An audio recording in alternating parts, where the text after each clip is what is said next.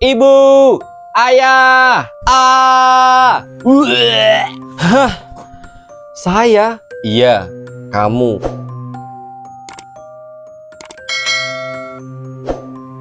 Kamera roll, audio on. Assalamualaikum warahmatullahi wabarakatuh. Kembali lagi di channel mistis kesayangan kita, Wingit Misteri. Apa kabar saudaraku semuanya? Semoga Allah senantiasa memberikan kita semua kesehatan, keberkahan, dan memberikan rezeki yang tidak disangka-sangka pada hari ini. Seperti biasa, bersama saya Umam, host yang akan membawakan cerita pengalaman mistis penuh misteri. Kali ini saya akan menceritakan kisah seorang gadis kecil tomboy yang baru menginjak usia belasan tahun. Gadis ini lebih suka memanjat pohon dan bermain bola ketimbang bermain boneka seperti kebanyakan gadis pada umumnya. Karena nama dan tempat kejadian kita samarkan, jadi kita sebut saja namanya Eka. Suatu hari Eka yang akan berkunjung ke rumah Pak D-nya, yaitu Pak D Santoso, yang pada akhirnya mengungkap rahasia tentang dirinya yang begitu kelam dan mengerikan. Seperti apa kisahnya? Mari kita mulai saja ceritanya. Hari ini adalah hari di mana keluarga Eka akan berkunjung ke rumah Pak D Santoso. Pada hari itu, Eka dan keluarganya pulang ke kampung halaman ayah. Mereka diundang untuk menghadiri acara pernikahan putri sematawayang dari Pak D Santoso, kakak paling tua dari ayahnya Eka. Kita sebut saja namanya adalah Mbak Enggar. Mereka inilah yang menempati rumah warisan peninggalan Eyang. Ayah dan ibunya Eka dulu juga pernah tinggal di sana di tahun-tahun awal pernikahan sebelum akhirnya pindah ke Jakarta waktu Eka masih bayi. Eka begitu antusias karena ini adalah kunjungan pertama dia dan juga adiknya. Saat keberangkatannya untuk menuju ke rumah Pak D Santoso, terjadi sedikit perdebatan antara adik Eka yang kita sebut saja namanya Tias dengan keluarganya. Karena pada saat itu adiknya ingin membawa boneka kesayangannya untuk dibawa ke rumah Pak D Santoso. Adik Eka yang bernama Tias meminta izin kepada ibunya untuk membawa mainan kesukaannya. Bu, boleh bawa boneka nggak? Nggak usah dek, nanti kalau ketinggalan gimana? Kan repot. Satu aja boleh ya bu? Ya sudah, boleh. Hore, asik. Kalau Mbak Eka mau bawa apa? Cuma baju aja bu. Nggak bawa mainan? Mau bawa bola barangkali? Enggak. Berbeda dengan adiknya, Eka ini tidak terlalu suka mainan seperti boneka. Eka lebih suka bermain bola seperti anak laki-laki. Eka yang berusia masih belasan tahun itu memiliki badan yang tinggi dan langsing. Selain itu, Eka juga mempunyai nyali yang besar. Beberapa saat kemudian terdengar suara ayah Eka memanggil dia dan adiknya yang masih berada di dalam kamarnya. Eka, Tias, sudah siap belum? Sudah ya. Memangnya mau berangkat kapan sih? Ya kalau bisa sekarang aja. Kita harus sampai di stasiun sebelum jam 9 loh. Ibu Eka lalu mengajak sang ayah untuk berbicara dengan nada suara yang lebih pelan. Yah, ini yakin kita mau ajak anak-anak ke sana. Nggak apa-apa bu, Mas Santoso juga bilang begitu. Tapi kamu tenang saja. Aku yakin semuanya akan baik-baik saja. Di sini Ibu Eka mulai terlihat cemas, seperti mengkhawatirkan sesuatu. Akan tetapi mereka tetap memilih untuk berangkat. Singkat cerita, setelah menempuh perjalanan panjang dan melelahkan, menjelang tengah malam, akhirnya mereka semua tiba di rumah Pak D Santoso. Pak D Santoso menyambut girang sambil memeluk ayah Eka. Alhamdulillah, akhirnya kalian sampai juga. Gimana perjalanannya? Lancar mas. Ini Tias toh. Wah, udah gede kamu ya. Capek ya? Jauh banget ya rumah Pak D? Iya Pak D. Saat ayah memanggil Eka, namun tak ada jawaban. Lalu dia melangkah kembali keluar rumah diikuti oleh yang lainnya. Eka, Eka. Di sini Eka terlihat diam sambil matanya menatap kosong ke arah hutan di dekat rumah Pak D Santoso. Kemudian ibunya bertanya, Eka, kamu ngapain di situ? Eka terkaget ketika dia mendengar suara ibunya memanggilnya dan Eka menjelaskan kepada ibunya apa yang dilihatnya di situ. Itu bu, ada suara yang panggil-panggil nama Eka di sana. Wajah ibu seketika berubah ketakutan dan cemas. Dia melihat ke arah ayah sambil berbisik, "Yah, gimana ini ya?" Ayahnya tidak menjawabnya. Dia mencoba bersikap tenang sambil melirik ke arah Eka. Sudah, ayo masuk. Di luar dingin," ucap ayah sambil menggandeng tangan Eka menuju ke rumah. Lalu Pak Desantoso menyapa Eka dengan tenang. Jauh berbeda dari saat dia menyambut adiknya tadi. "Eka, gimana kabarmu, Nduk?" "Iya Pak De, baik." Kemudian Mbak Enggar mengajak kedua adik sepupunya itu untuk masuk ke dalam rumah. "Ayo anak-anak, kita ke kamar yuk. Kalian pasti capek banget ya." Eka dan Tias diajak masuk ke dalam kamar yang memang sudah disiapkan untuk mereka sekeluarga. Kamarnya lumayan besar. Kamar itu dulunya kamar Eyang. Namun setelah Eyang wafat, kamar itu sengaja dikosongkan dan hanya diisi bila ada keluarga yang datang berkunjung. Setelah berbicara sebentar, Mbak Enggar meninggalkan kedua adik sepupunya yang terlihat sudah mengantuk. Dia bergabung dengan yang lainnya yang masih ngobrol di ruangan tamu. Malam itu saat Eka terbangun di suatu tempat yang asing dan aneh, tempat itu dikelilingi oleh tebing batu berlumut yang menjulang tinggi. Suasananya agak sedikit gelap waktu sore. Eka melihat beberapa bocah yang sedang bermain dengan riangnya bersama seorang wanita yang memakai baju yang kotor. Wanita itu memberikan bocah-bocah itu berbagai macam makanan, buah-buahan segar, kue-kue manis, jajanan pasar. Wanita itu lalu mendekati Eka, mengelus rambutnya, menyentuh pipinya, lalu memberikan 2 buah kue basah yang dihiasi dengan gula merah. Ketika Eka menerimanya, tiba-tiba ada sebuah tangan besar berbulu yang memukul pelan tangannya hingga kuenya jatuh ke tanah. Tangan Eka kemudian digenggam erat-erat. Eka mencoba untuk melepaskan diri, tapi cengkraman tangan itu semakin kuat dan membawa Eka pergi menjauh. Eka kemudian terbangun dari tidurnya. Ternyata itu semua cuma mimpi. Singkat cerita, di pagi hari setelah mandi dan sarapan, Eka dan Tias yang sudah tidak sabar langsung meminta izin untuk bermain di luar. Lalu ayahnya mengizinkan, walaupun di sini ibunya agak sedikit keberatan. Keduanya pun langsung berlari keluar kegirangan, terutama Eka, karena dia memang lebih suka bermain di alam terbuka. Tias langsung berlari ke barisan pohon-pohon pendek yang ditumbuhi bunga warna-warni. Sementara Eka, dia dengan senangnya berusaha memanjat pohon jambu air untuk memetik buahnya. Singkat cerita, saat malam harinya, Eka yang masih berada di dalam kamarnya bersiap untuk tidur. Tiba-tiba ia mendengar sebuah suara memanggilnya. "Nduk, Genduk." Terdengar suara serak dari luar kamarnya. Eka yang penasaran kemudian membuka tirai jendela kayu dan langsung terdiam.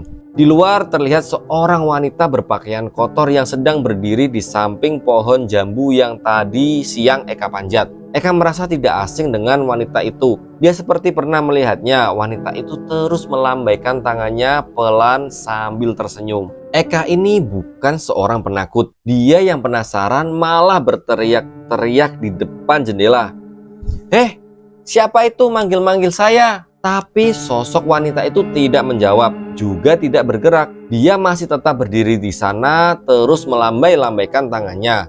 Akhirnya Eka memanggil kedua orang tuanya dengan cara berteriak, "Ibu! Ayah!" Eka memanggil kedua orang tuanya, tak lama kemudian ayahnya datang dengan wajah heran. "Kenapa nak? Kok teriak-teriak? Itu ya, ada yang panggil-panggil Eka." Ayah pun lalu menengok ke arah apa yang ditunjuk oleh Eka. Tapi tidak ada apa-apa di sana. Gak ada siapa-siapa, Kak. Mungkin cuma suara pohon ditiup angin. Di sini Eka bingung. Wanita itu masih jelas berdiri di depan sana, tapi kenapa ayahnya tidak melihat? Itu ya, di dekat pohon jambu. Ayahnya kembali melihat dengan jelas, tapi kali ini wajahnya berubah ketakutan. Gak ada apa-apa, Kak. Mungkin kamu kecapean jadi ngelantur. Ya sudah, kamu tidur saja. Tuh, adikmu sudah tidur pulas dari tadi. Kemudian ayah segera menutup jendela rapat-rapat. Di pagi harinya, Eka terbangun, namun adiknya sudah tidak ada di situ. Eka lalu mendengar suara adiknya tertawa dari luar rumah. Namun Eka tak menemukan siapapun di dalam kamar. Dia melihat ibunya yang sedang menyisir rambut, duduk di depan cermin membelakangi dirinya. Tapi saat Eka bangun dari posisi tidurnya, mendadak dia mendengar suara ibunya yang memanggilnya dari luar kamar. "Mbak Eka, bangun Mbak, ayo mandi, terus sarapan." Dek, Eka lalu terdiam. Kalau ibunya ada di luar, terus siapa yang ada di depan cermin? Seketika itu Eka bangkit dan berlari keluar kamar hingga menabrak ibunya yang ada di depan pintu. Kamu kenapa?" "Itu Bu, itu ada orang di dalam kamar." Ibunya bingung. Akhirnya dia masuk, tapi dia tidak melihat siapa-siapa. Eka juga bingung. Dia melihat dengan jelas ada seseorang tadi, tapi saat ibunya masuk, kamarnya kosong. Eka kebingungan. Baru beberapa waktu lalu dia ada di rumah Pak D-nya, tetapi dia telah mengalami peristiwa yang aneh. Wanita misterius yang memanggil-manggil namanya, mimpi yang aneh, dan juga sosok mirip ibunya yang baru saja Eka lihat menjadikan Eka merasa tidak nyaman. "Ya sudah, Nduk, kamu mandi sana. Sebentar lagi perias akan datang. Di sini kita sebut saja namanya Bu Cipto." Lalu ibu Eka meninggalkannya sendirian. Lagi dan lagi Eka di sini hanya bisa terdiam. Siang harinya Bu Cipto, sang penata rias, datang dengan membawa sebuah tas besar berisi pakaian seragam yang akan dipakai seluruh keluarga termasuk Eka dan Tias. Bu Cipto di sini tidak henti-hentinya berbicara dan dengan bangganya memperlihatkan baju-baju yang dibawanya. Tapi ocehannya langsung berhenti ketika melihat Eka. Bu Cipto mendadak diam sambil terus memandangi si Eka. Ini anak yang waktu itu." Ucapan Bu Cipto terhenti ketika Pak D Santoso memberi isyarat gelengan kepala yang membuat Bu Cipto untuk tidak melanjutkan perkataannya. Bu Cipto langsung diam, seolah ada saling pengertian antara dia dan Pak D Santoso dari isyarat tadi. Kemudian Bu Cipto bertanya kepada Eka, "Namamu siapa, Nduk?" "Eka, Bu." Sudah besar kamu ya. Nanti kamu jadi pagar ayu juga ya." Iya, Bu." Dan seterusnya. Setelah urusannya selesai, Bu Cipto segera pergi dari tempat itu tanpa banyak bicara lagi. Sore harinya, saat Eka masih berada di luar rumah Pak D-nya, dia mendengar ibunya memperingatkannya untuk tidak bermain dulu. Sebenarnya tanpa diminta pun, Eka memang sudah kehilangan minatnya untuk bermain di luar. Pikirannya terganggu oleh hal-hal aneh yang dialaminya. Ibunya berpesan sore itu saat mereka sedang menonton TV di ruang tamu, "Eka, beberapa hari lagi acaranya akan dimulai. Kamu jangan main jauh-jauh atau yang aneh-aneh ya. Nanti kalau kenapa-kenapa gimana?" "Iya, Bu." Eka di sini sudah menceritakan semuanya kepada Pak D Santoso tentang wanita yang memanggil-manggil, tentang mimpi anehnya, dan juga tentang sosok mirip ibunya yang bercermin di kamar. Tapi Pak D Santoso memberikan jawaban yang sama persis seperti jawaban ayah dan ibunya.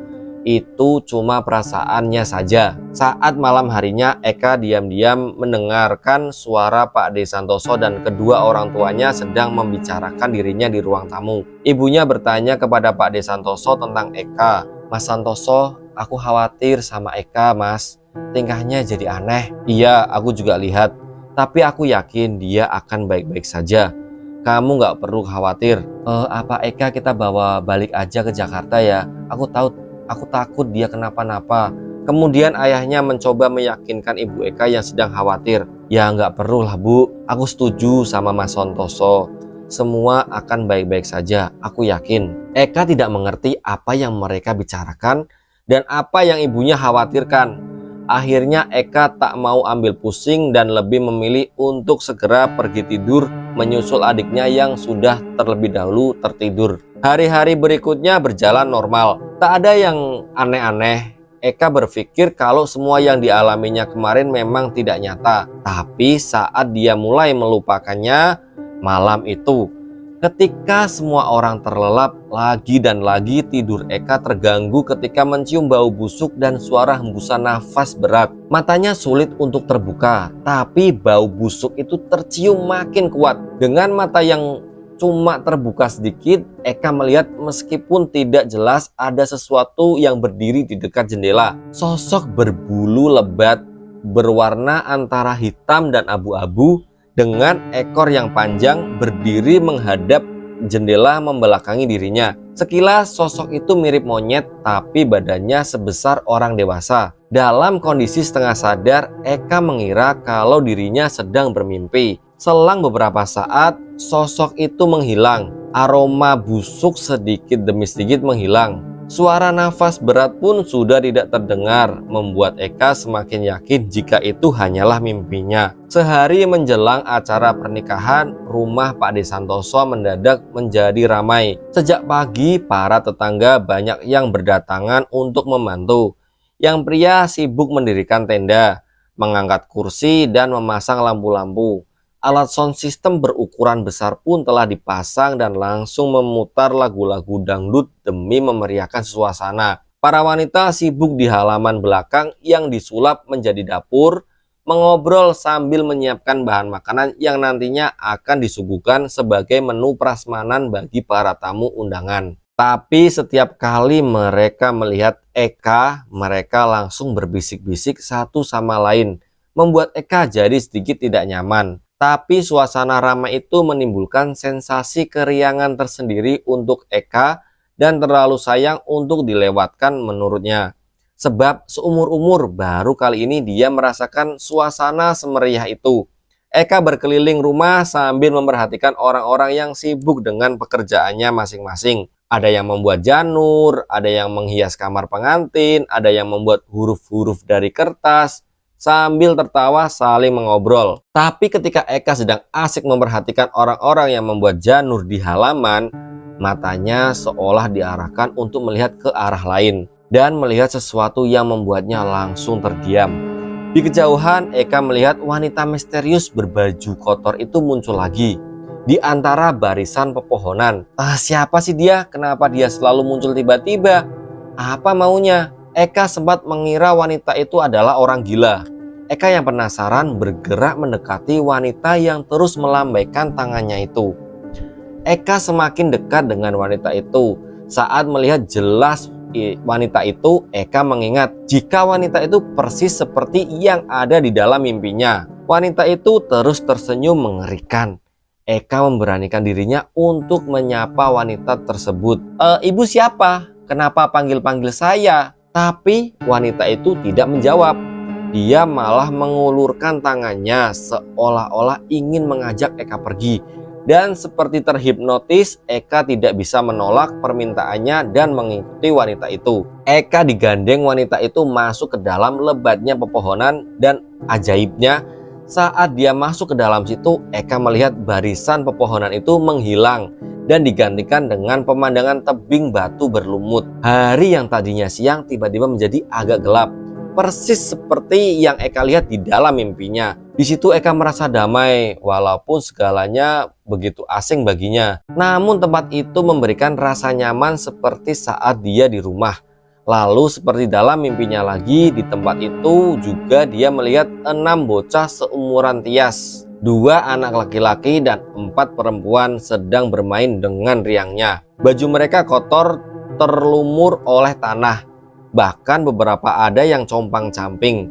Rambutnya lepek, wajah mereka kotor dengan debu yang menempel pada dadanya. Ketika anak-anak itu melihat wanita yang sedang bersama Eka datang, mereka berlari mendekati sambil berteriak, "Ibu!"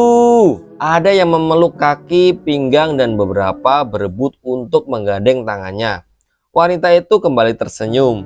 Dia terus melangkah ke arah sebuah batu besar dengan semua anak itu. Wanita itu berhenti di dekat batu besar di mana di sampingnya ada tumpukan daun kering yang menutupi sesuatu. Daun-daun itu pun disingkirkan, lalu terlihat benda-benda yang ada di balik tumpukannya. Eka sempat mengira kalau itu buah-buahan dan kue jajanan pasar seperti yang ada di dalam mimpinya, karena sejak tadi semua kejadian begitu runtut seperti sedang dejavu. Tapi apa yang dilihatnya justru malah membuat matanya melotot. Eka melihat ceker ayam, kotoran sapi, potongan kepala burung, bangkai tikus, Dan yang paling menjijikan, ada biji mata juga. Eka langsung mual dan ingin muntah saat bau busuk menyengat hidungnya. Wanita itu langsung melihat dengan mata sinis. Tetapi Eka tidak peduli, isi perutnya kini benar-benar keluar karena tidak mampu lagi menahannya. Namun para bocah tadi kegirangan saat wanita itu membagikan benda-benda busuk itu kepada mereka dan langsung melahapnya. Wanita itu kemudian mendekati Eka, lalu memberikan 2 biji mata yang nampak berlendir dan berlumuran darah. Eka langsung mundur sambil menggeleng-gelengkan kepalanya, tetapi wanita itu tidak suka melihat Eka menolaknya. Matanya langsung melirik dengan marah dan memaksa Eka untuk memakannya.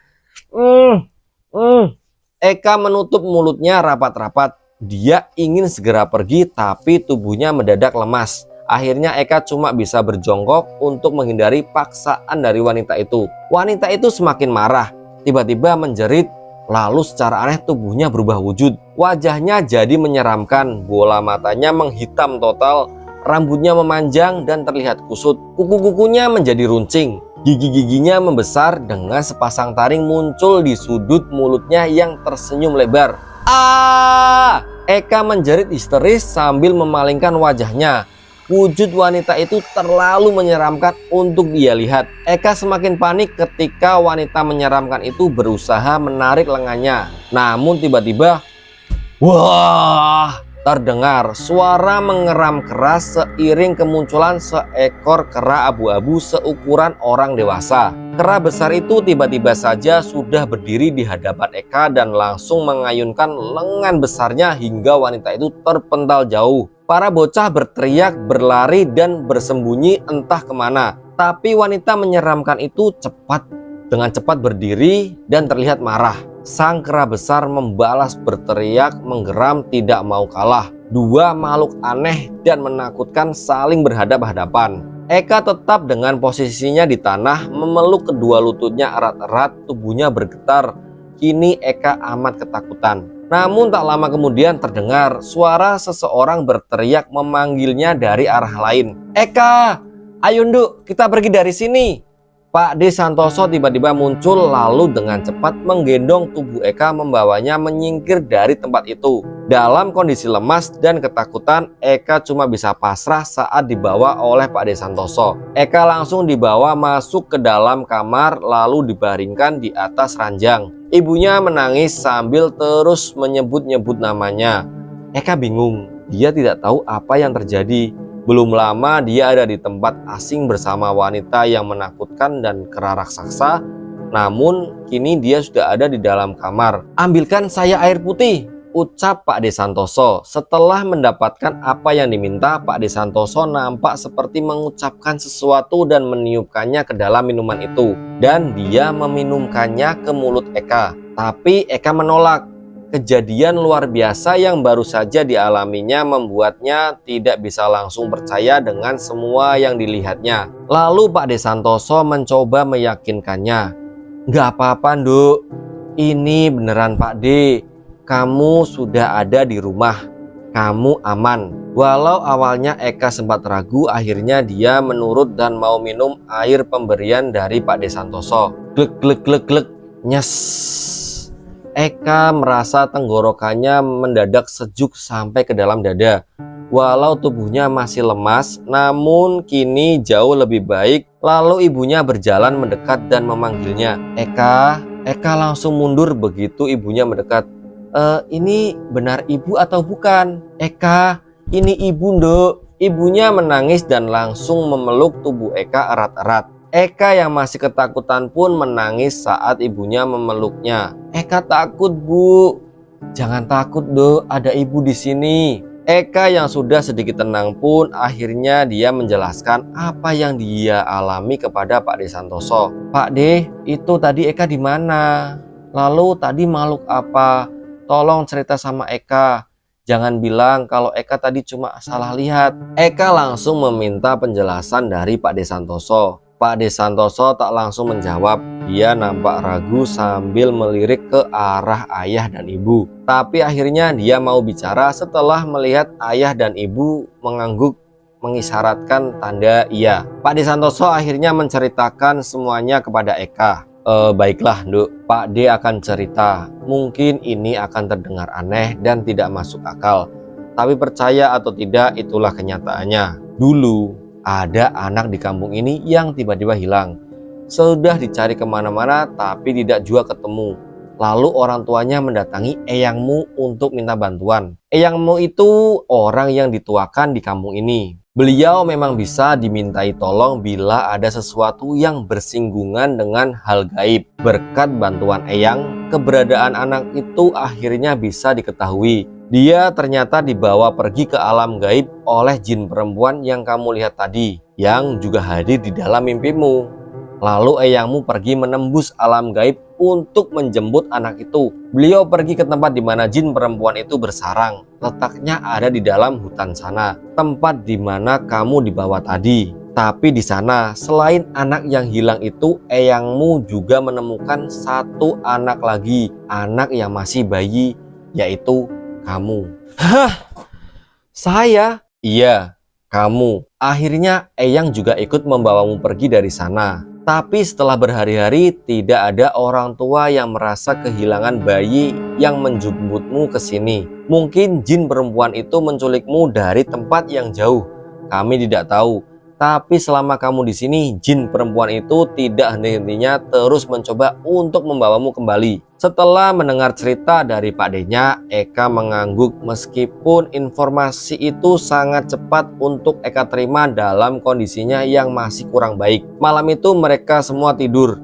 Eka kini tidur bersama kedua orang tuanya, sementara Eka berada di posisi antara ayah dan adiknya dan ibunya. Lalu keesokan harinya, Eka menyadari sesuatu jika rumah Pak D Santoso sepi. Eka bingung karena seharusnya acara pernikahan Mbak Enggar tak secepat itu selesai.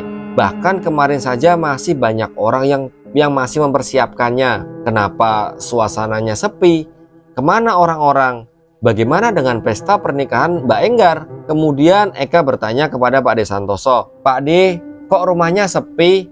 Pestanya Mbak Enggar bagaimana? Waktu kamu hilang, kami semua kebingungan. Jadi pestanya sengaja kami undur sampai minggu depan. Enggak apa-apa, yang penting sekarang kamu selamat. Loh, kenapa diundur? Sayang kan Pak D? Eka enggak apa-apa kok, enggak perlu sampai diundur. Pak D Santoso cuma tersenyum lalu membalas, Eka, kamu itu hilang 3 hari, Nduk. Hah? 3 hari? Tapi kan saya cuma... Eka yang kebingungan lalu tidak melanjutkan ucapannya. Iya, Nduk, kamu hilang 3 hari. Memang batas waktu alam gaib dan dunia nyata itu berbeda. Tapi kamu nggak usah perlu khawatir, semuanya sudah diatur. Pernikahan Mbak Enggar akan dilaksanakan minggu depan, balas Pak D Santoso. Dan begitulah, akhirnya seminggu kemudian pernikahan Mbak Enggar jadi dilaksanakan. Acaranya berlangsung dengan meriah. Semua orang berbahagia termasuk Eka. Kemudian Eka dan keluarganya pamit kembali ke Jakarta dengan membawa kenangan peristiwa yang sulit untuk dilupakan. Eka yang kini telah tahu siapa dirinya yang sesungguhnya malah makin menyayangi keluarganya. Bagaimana tidak, ayah dan ibu yang semestinya bukan siapa-siapa begitu tulus mencintai dirinya. Apalagi Tias. Tias masih terlalu polos untuk mempermasalahkan siapa Eka sebenarnya. Bahkan dia tidak begitu peduli, baginya Eka adalah kakaknya. Eka telah menerima takdirnya, mensyukuri apa yang ada pada dirinya dan menjalani hari-hari seperti biasa. Namun apakah jin perempuan itu masih akan terus berusaha mengusiknya? Eka pun tidak tahu. Pak D Santoso dan orang tuanya pun juga tidak tahu. Tapi sejak peristiwa itu, wanita menyeramkan itu tidak pernah muncul lagi. Walaupun Eka masih sering menjumpainya di dalam mimpi-mimpinya. Tapi yang jelas, dia tidak terlalu khawatir karena merasa memiliki keluarga yang akan selalu mendampinginya. Dan tak lupa juga, seperti yang selalu dipesankan oleh orang tuanya, ada Tuhan yang akan selalu jadi pelindung yang paling hebat dari segala penjaga yang ada di dunia ini. Dan cerita ini pun selesai. Semoga dari peristiwa ini kita bisa ambil hikmah dan pelajaran dari kisah Eka. Karena sebuah keluarga adalah dinding yang menopang kita. Mereka adalah tempat kita merasa aman dan dicintai. Mereka adalah orang-orang yang akan selalu mendukung kita dalam suka dan duka. Keluarga adalah cinta, kasih sayang, dan kebahagiaan yang abadi. Sekian dari saya Umam. Untuk kalian yang ingin mengirimkan cerita atau pengalaman mistis, kirimkan aja ceritanya ke nomor yang saya tulis di bawah ini. Baik itu secara tulisan maupun rekaman suara. Dan bisa juga kirim lewat emailnya Wingit Misteri di wingitmisteri@gmail.com. Dan jangan lupa follow Instagramnya Wingit Misteri di @wingitmisteri. Untuk kakak-kakakku yang sudah subscribe, terima kasih ya. Jangan lupa tekan tombol like dan tulis komentar di kolom komentar yang sudah disediakan. Terus jangan lupa untuk share cerita ini agar menjadi inspirasi bagi keluarga, saudara maupun teman-teman kita. Dan untuk yang sudah mendengarkan cerita ini dari awal sampai akhir tanpa di skip, saya doakan semoga diberikan kesehatan, panjang umur, dan dimudahkan rezekinya. Amin. Akhir kata dari saya, wassalamualaikum warahmatullahi wabarakatuh.